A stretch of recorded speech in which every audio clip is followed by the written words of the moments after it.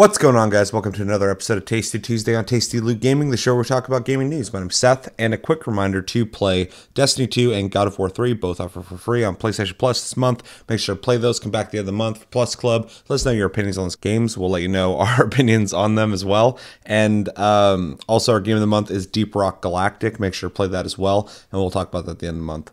Also, we have a Discord down below. Make sure to click the link and talk to us anytime, all the time. And we're on audio platforms, Spotify, iTunes, like 8 other ones. If you'd rather listen to us, do that. And if you're listening to us, you want to watch us, come to Tasty Loot Gaming on YouTube. Also, you can tell it's just me today. Labor Day was a little busy, so I'm doing this last minute. I actually just woke up, so I apologize for this. But yeah, so it'll just be me. I'm going to run through a couple news stories just so you guys have something. Also, shout out to all the subscribers we've gotten recently. It's been fucking crazy. You guys have been loving that Cyberpunk 2077 video, and that's just been an amazing experience. So if you subbed from that video, welcome to the channel. It's awesome that you guys decided to hit the sub button, and I'm glad you guys liked that video, and hopefully you guys stick around and join the conversation. We talk a lot about games here, so welcome. Yeah, so it's Tuesday, so let's fucking jump into the news. I'm a little off my my normal flow right now, given that it's really early right now, and I'm all by myself. Let's do this. First bit of news. Henry Cavill, for a while now, has been showing interest in playing Geralt in the Witcher Netflix show. And it has been confirmed today that he is actually going to play Geralt in the Witcher Netflix show. There's not a whole lot of details. It just says that he's been confirmed to be playing him. So that's actually happening. And it's going to be an 8-episode live-action series. And the description of the show is, for the few of you who didn't play The Witcher, or at least, you know, the original Witcher. I know a lot of you guys played Witcher 3. Geralt of Rivia, a solitary monster hunter, struggles to find his place in a world where people often prove more wicked than beasts. But when destiny hurtles him toward a powerful sorceress and a young princess with a dangerous secret, the three must learn to navigate the increasingly volatile continent together. This obviously has not started shooting yet, but we are one step closer now with Henry Cavill of Superman fame. Normally I propose a question to people, but it's just me. So I'm mixed on this so far. It's going to be really hard for me to have an opinion on this until I see him all dressed up and see him you know, see how he can pull the role off. Because first off, I look at him, I don't see Geralt, but you know, he's a younger dude with darker hair, and you know, he doesn't look the part. But if they dress him up, maybe he could look the part. Maybe if you put some facial hair on him, even though I know it's more predominantly in The Witcher 3. Gray up his hair. I've seen a couple mock-ups. They've been okay. There's people who I think would have been, you know, visually better. Mads Mikkelsen was one that a lot of people said a lot. I think he really looks the part. Was Nikolai, what's his name, the guy from Game of Thrones? He also, a lot of people were saying, you know, he should play him. I agree with that as well. He looked really good. But one thing about this that's really interesting is Henry Cavill has a lot of celebrity to him and a lot of clout. Even with the controversy with him saying that shit about dating recently,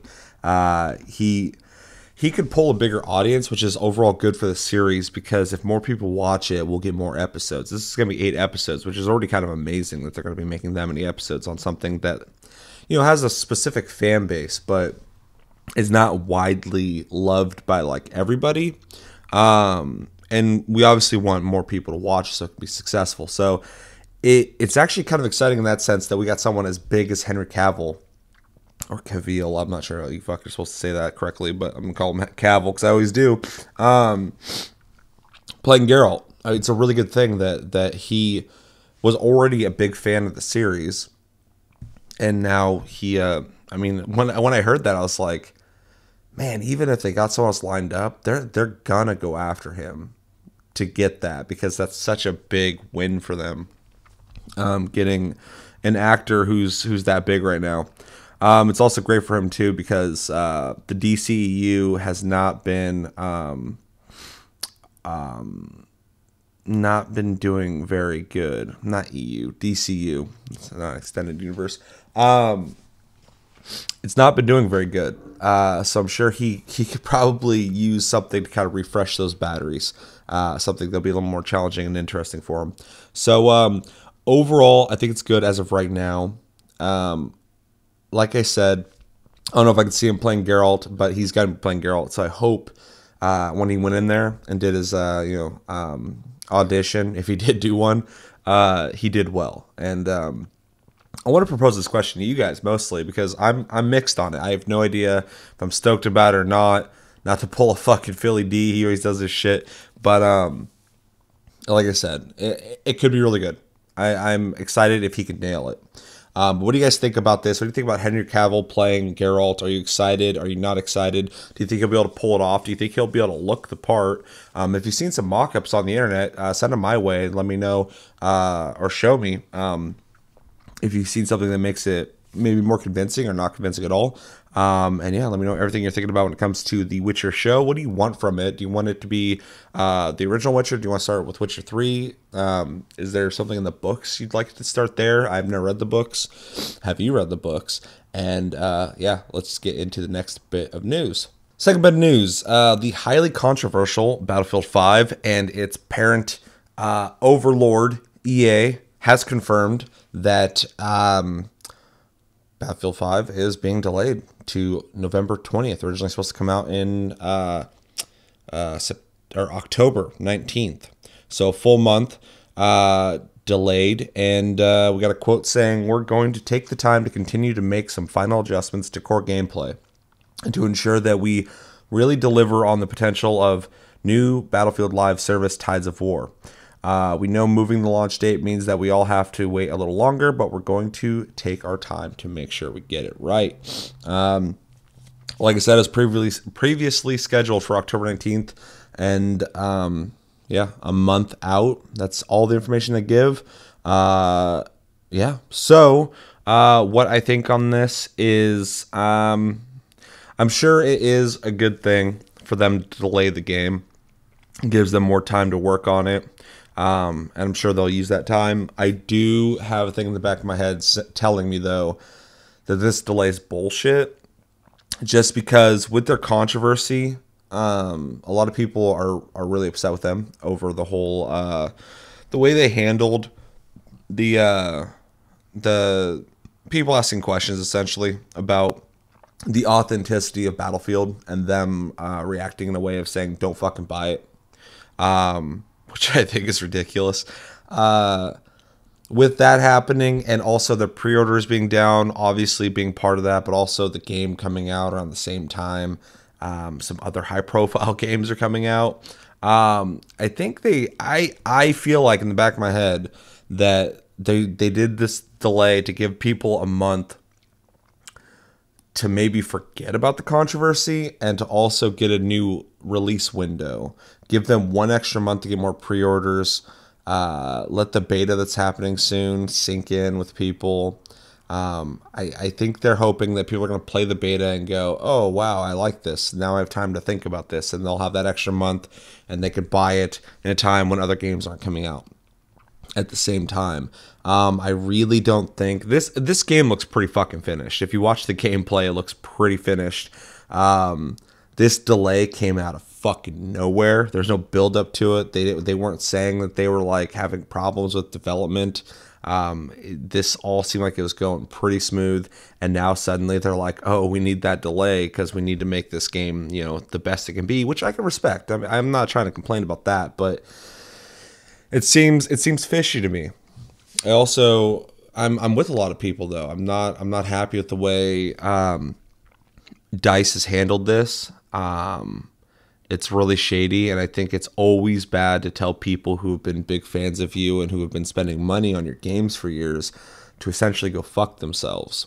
So it's a really bad practice in my opinion, and this is coming out of nowhere. And it's just it seems like more of EA's bullshit. I mean, EA a while ago, I wouldn't say I was necessarily defending them. I tried to be fair about them. But after Battlefront 2 and now this, I'm just like, they've dug that hole so deep now, and they're so unapologetic about all their mistakes and so unwilling to work with people that I'm just like, you know, fuck it, if they want to bury themselves, feel free. That's on them. So yeah, Battlefield 5 being delayed. I've been on the fence about picking up this game. It's hard for me to think about supporting a game and a company. It's DICE and EA. It's not just EA who treats a fan base like this, and it just seems like they're going about shady practices to try and get your money. So, or tell you to not give them your money at all because you're not welcome here. So it's just more of the same bullshit. I'd really like to see how the community reacts to this. I know there's a pretty big communal boycott that's happening right now, and I'm pretty on board with it because there's a lot of games coming out. I don't need Battlefield 5, so although I'd like to play it, it looks fun. Most likely we'll try the beta, but I don't need it. And the way they've handled this, and now this delay and stuff, it's just not. I've lost a lot of interest, and like I said, Black Ops 4 is coming out. If I need a shooter, Red Dead's coming out. Which if I need fucking any game, it's that. So I don't think I will need much games when I'm playing that. So yeah, let me know in the comments, what do you think about Battlefield 5 getting delayed? Does this affect anything for you? Or you're not even gonna pick it up? So you're like, I don't give a fuck what they're doing with that. Are you upset? Are you understanding? Do you think they're doing it for any behind the scenes reasons? Do you think they're using this extra month to try and create a time buffer to sell this game more? Let me know in the comments everything you're thinking about when it comes to Battlefield 5, EA, boycotts, delays, and all that other shit. Are you going to play the beta? And are you excited? For the third bit of news, I'm going to be watching Anthem gameplay features Our World, My Story trailer. It's 2 minutes long, but before I get into that, it's been announced that there is going to be not a beta. There will be those as well, but there's going to be a demo. Yeah, in 2018, a demo. Actually, not 2018, 2019, a demo. February 1st for Anthem. Anthem is going to have a demo coming out to let you try the game, a full-fledged demo. It's such a weird prospect for me because betas have become like the thing, and even when they do like a beta like a week before the release, which isn't even a beta, it's actually like a fucking early demo. If you go back in the day, and you know when they actually did betas, it was a completely different process. I remember doing them on PC. It was a whole different. I'm old as fuck, but yeah, I mean the idea of a demo is insane. So that they're doing a demo is really crazy, but they are, and they say it's not completely surprising that BioWare would want to release a demo. Anthem represents a departure for a developer best known for its RPGs, which is very interesting. And I agree, it's kind of it is. I know a lot of people are kind of like on shaky ground with this. They're thinking, is this game going to be good? Is it too far out of BioWare's wheelhouse? And I know a lot of people are really excited for it. So I think it's really cool that they will be releasing a widespread demo for everyone to try it, because then obviously you'll play it and you'll know if you love it or not. So very smart of them, and I'm excited to play it. I'm excited to try that in February 2019. The future is coming. But yeah, with that, I have this video. I'm gonna watch it real fast, give you my impressions, and then we'll fucking live the rest of our lives. Let's do it.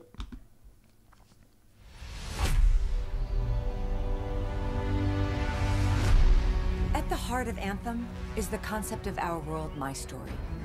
The unique combination of a dynamic, ever-changing world and a very powerful good-looking game. personal story. In Our World, you band together with friends for epic adventures across a vast, shared landscape teeming with danger.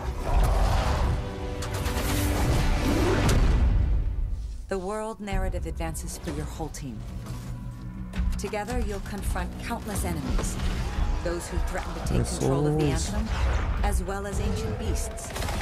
And you'll get further into Our World by taking on explosive missions offered by agents who need your help. These missions take you deep into the heart of Anthem, while also developing the personal stories of each agent. Trust me, I'm a person you want to know. Outside of the battles, there's free play. A chance for you to explore solo or with friends. Uncover answers to your questions about Anthem, and find powerful artifacts that could lead you to victory down the road. Hell Back yeah. within the safety of Fort Tarsis is where my story begins.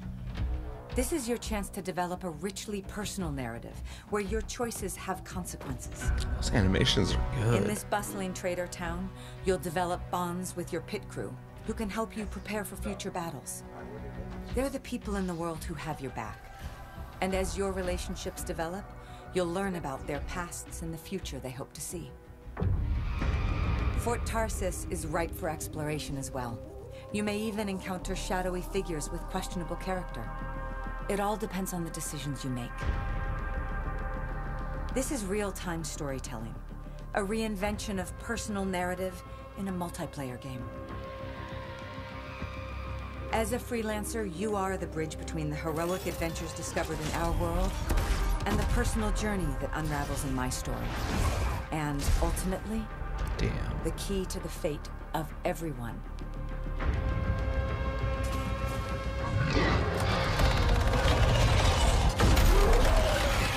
That's a good looking game. Every time I see it, I'm just like, God damn. All right, very cool. Obviously, this is a story trailer, which is cool. We've seen gameplay. Saw a couple new locations, which is really cool looking. But other than that, really impressed with tech wise. The animations, the facial mocapping, all looks really good. It would have been cool to see some kind of like I don't know if this game's gonna be like it, but it's BioWare, so I was kind of hoping for it. I didn't see any kind of like dynamic conversation going on. So it makes me wonder if they'll do that or not, because it's kind of a staple with BioWare. And obviously this game's a departure, but it would be nice to see some of the things that we love about them carry over. But it does look really cool. Looks really immersive. The gameplay looks cool. Been playing a lot of Destiny 2 because it's one of our games for the month. And I'm enjoying it. But the whole time I was watching that, I just kept kind of seeing like, yeah, this is kind of like their destiny at this point. But I still have some apprehension to this game. I know the development's been hell for them. It is a huge departure for them, so I'm hoping they can nail it. It does look like that the gameplay is great though, so I mean, like, it's hard to even deny that. But it is so far and so different than what I'm used to from them, and I hope they nail it, because I am excited to play it, and I hope it's good. I hope they don't make any mistakes with like microtransactions or anything like that. And yeah, I'm overall really excited for Anthem, and I hope it's really good. And I can't wait to try it in February, which is actually not that far away, which is kind of crazy.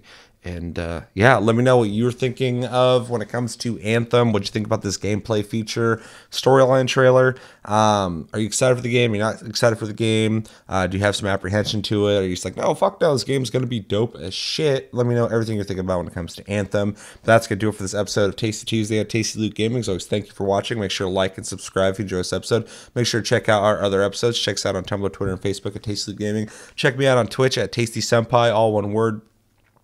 And check out our Discord down below. Click the link. Talk to us anytime, all the time. We got a couple new people in the Discord, which is awesome to see that grow. And we're on podcast platforms, Spotify, iTunes, other ones. We got like 8 other ones down there in the links below. If you want to listen to us and not watch this, save some data while you're in the car. And if you're listening to us and you want to watch us, come to Tasty Loot Gaming on YouTube and check us out. But yeah, my name's Seth. Until next episode, I'll try to do something else this week before Tastycast. But until then, have a great week, guys, and take it easy.